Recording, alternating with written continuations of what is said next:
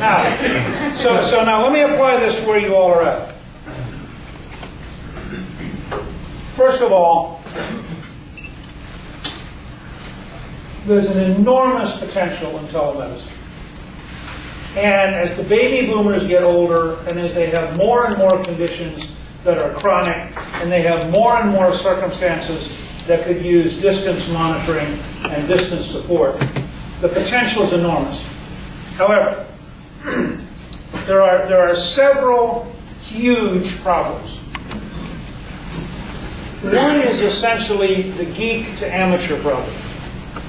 That is, I don't care how clever your device is, if I can't understand it, I won't use it. And it's where Apple has been consistently, where Jobs has been a genius.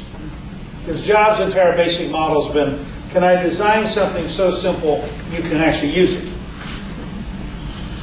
And so I would start with this notion that you want to think about what you're providing, and you really have three radically different markets. You have, first of all, what I think is the under-invested market in health, and that's the actual consumer. Because what's happened is people define health, first of all, as the health delivery system, which I would argue is the third model. Second, as the people who pay for health. And then third, as the people who actually need the help.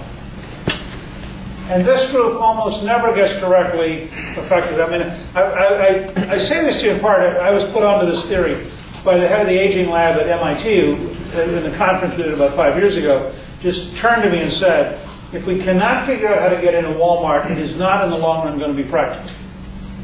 Because you will, unless you can make it universal. So, give you an example. I co-chair the Alzheimer's study group. Alzheimer's is an enormous challenge and is growing dramatically. We now have, I think, a number of other states. I got intrigued with the theoretical problem of health. Health is the second hardest to change sector of American life after education. And education, understand, because you have a huge reactionary union system supported by a stunningly entrenched and really bad schools of education system, sustained by bureaucracies that are dedicated to paper over knowledge. And those three form a triangle, which is a citadel of defending the